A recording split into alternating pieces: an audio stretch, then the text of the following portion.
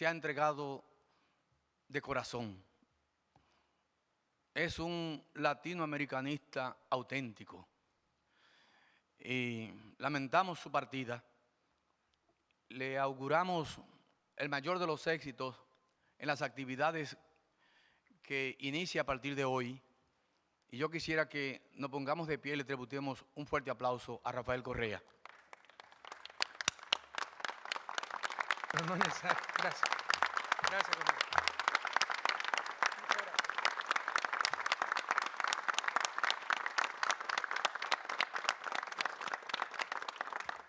Tiene la palabra, presidente. Muchas gracias, querido Danilo, siempre tan generoso para conmigo. En realidad entrego el mando el 24 de mayo y no se imaginan con qué ansiedad y felicidad espero el 25 de mayo. En todo caso, muchas gracias por recibirnos en tu querida República Dominicana. Felicitaciones por la extraordinaria acogida y organización de esta cumbre. Te pido disculpas porque me he pasado un par de minutos en mi intervención. He tratado de acotar lo más posible, pero ya no pude más y creo que son ideas importantes que tengo que transmitir. Queridas amigas, amigos, acudimos a esta quinta cumbre con el recuerdo de aquella reunión del Grupo de Río en Santo Domingo en marzo de 2008, que fue el antecedente para la creación de este organismo. Esa vez, en medio de una profunda división entre países hermanos, demostramos al mundo que no necesitábamos acudir a la OEA para resolver nuestras diferencias. 3 años después, nos reunimos en Caracas para fundar la CELAC, el gran proyecto de unidad de la patria grande. La CELAC nació para dar a nuestros pueblos una voz fuerte y unida ante la comunidad internacional. Ecuador ha sostenido que el mundo del futuro será un mundo de bloques y que la OEA debería convertirse en el espacio para, como CELAC, procesar nuestros conflictos y diferencias con Norteamérica. Hoy, en el retiro de presidentes, he escuchado desde que solo debemos tratar en las cumbres de CELAC nuestras coincidencias, no nuestras divergencias, hasta que estas cumbres no son para tomar decisiones. La pregunta entonces es, en esas condiciones, ¿para qué venimos los presidentes? Sería suficiente enviar un simple asesor. Si no tenemos que procesar conflictos, ¿por qué se lleva a Venezuela a la OEA? ¿O hay que discutir nuestros conflictos no en CELAC, sino en Washington? Sinceramente creo que esto es impresentable en nuestra América del siglo XXI. Ya es hora de caminar con nuestros propios pies, como decía el prócer uruguayo José Gervasio Artigas. Podemos avanzar mucho este año en una agenda trascendente, con Venezuela en la presidencia del Grupo de No Alineados y Ecuador en la del Grupo G77. El mundo está constituido no en función de los seres humanos, sino del imperio del capital. Debemos buscar una mejor forma de organizar la vida en el planeta y la única manera de lograrlo es con la unidad de nuestros pueblos. Debemos asumir una clara posición en defensa de los migrantes, no solo de Latinoamérica y del Caribe, sino del mundo entero. La solución para detener la migración no son muros ni fronteras, es solidaridad, es humanidad y crear condiciones de bienestar y paz para todos los habitantes del planeta. Mientras no se logre una justa distribución de la riqueza, no se resolverán los problemas sociales ni mundiales. Tenemos que buscar la transformación del sistema de Naciones Unidas para que sea la Asamblea General la que tome las grandes decisiones políticas de la humanidad y no el poder de veto de un grupo reducido de países del Consejo de Seguridad. Debemos también buscar una nueva forma de gestionar la ciencia, la tecnología, las innovaciones. Si debe existir un bien con destino universal, es precisamente el conocimiento. Por otro lado, la emergencia ecológica planetaria demanda acuerdos vinculantes, pero es necesario ir más allá y realizar la Declaración Universal de los Derechos de la Naturaleza, así como crear la Corte Internacional de Justicia Ambiental, que debería sancionar los atentados contra los derechos de la naturaleza y establecer las obligaciones en cuanto a deuda ecológica y consumo de bienes ambientales. En la Conferencia de Naciones Unidas de Vivienda y Desarrollo Sostenible, Hábitat 3, realizada en Quito, Ecuador, en el mes de octubre pasado, se definió la nueva agenda urbana, reflejo de un amplio consenso mundial. Hoy tenemos la hoja de ruta para el desarrollo urbano en los próximos 20 años. Es necesario para el desarrollo también reformar instituciones como la Organización Mundial de Comercio. Creer que el comercio justo es aquel en que se nivela el campo de juego, es decir, en el que se trata de igual manera a ricos y pobres, grandes y pequeños, es un error histórico. La OMC también impone restricciones para que un país pueda regular la inversión extranjera, la cual, mal manejada, puede destruir naciones enteras. Pensar que cuanto más pronto y más tratados de libre comercio se firmen, más rápido llegará el desarrollo, es algo más cercano a la fe que a la ciencia o a la historia.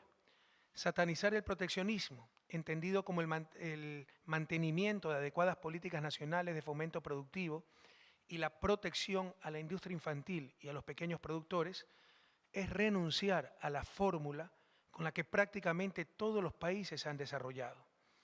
Nadie niega la necesidad de comercio, querido Raúl Sendic, eso se llama autarquía, no proteccionismo. Este último busca una inserción inteligente en el mercado mundial para no condenarnos eternamente a ser economías primario exportadoras. Nadie niega el mercado, pero debemos buscar sociedades con mercado y no de mercado, donde vidas, derechos y la propia sociedad se convierten en una mercancía más. Y no podemos invertir por no tener productividad.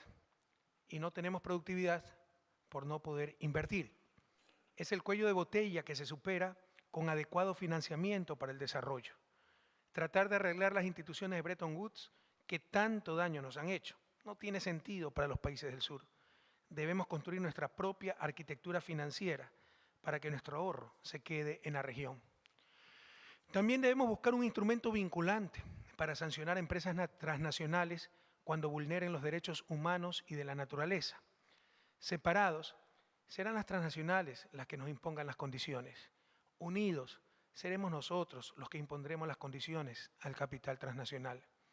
Debemos declarar una lucha frontal contra los paraísos fiscales, la expresión extrema del capitalismo sin rostro, sin responsabilidad, sin transparencia, sin patria.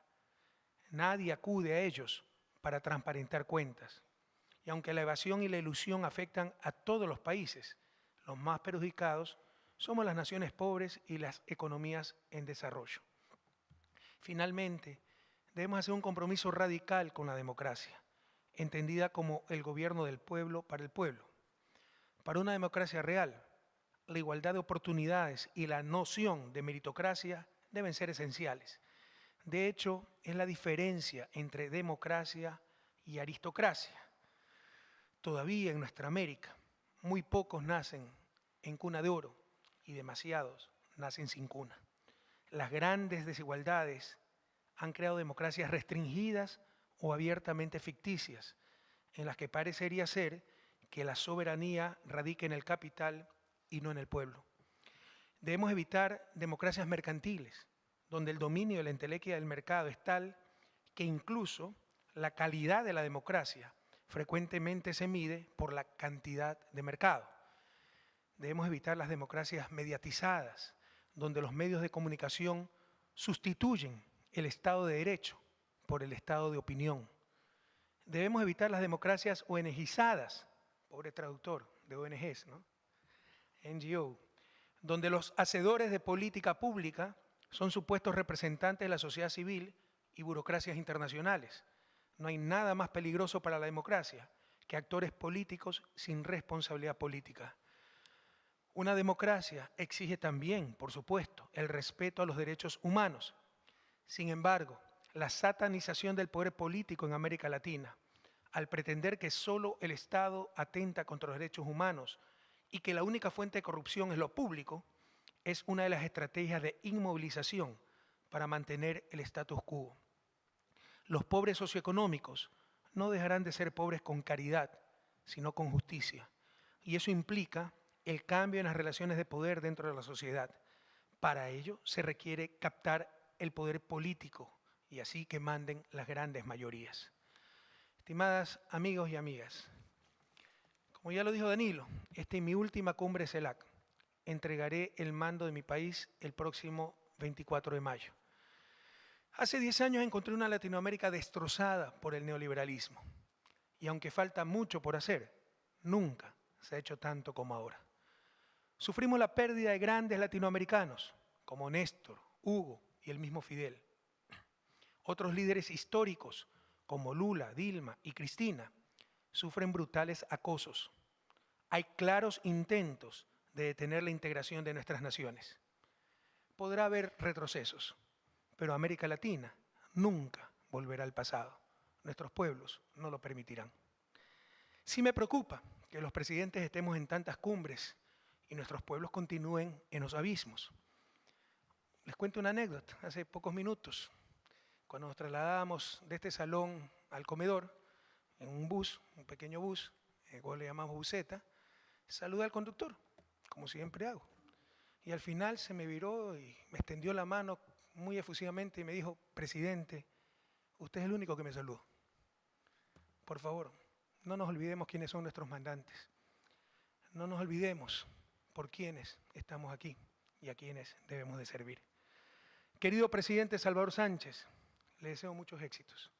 Su presidencia en nuestro querido El Salvador y ahora en CELAC, algo impensable hace pocos años para un ex guerrillero, es la mejor muestra del cambio de época de nuestra América. Ha sido un honor, queridas compañeras y compañeros, trabajar con ustedes y por nuestros pueblos. Hasta la victoria siempre.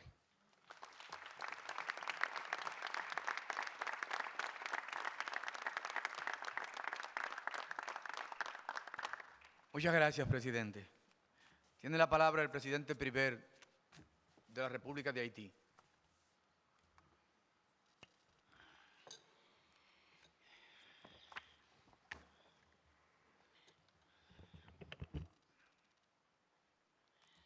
Monsieur le Président Danilo Medina, Señor presidente Danilo